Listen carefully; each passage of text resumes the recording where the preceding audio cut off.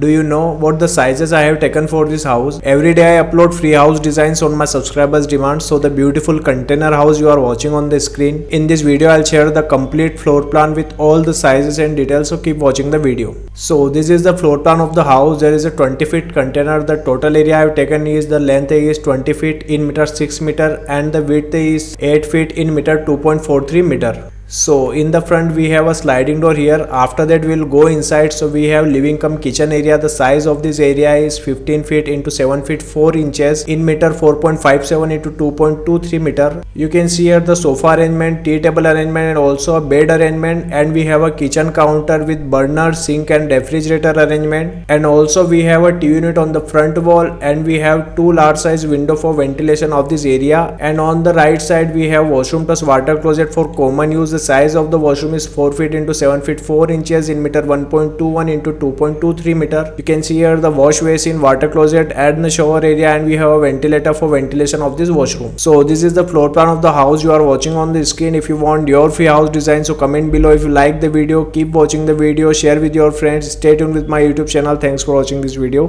Thanks.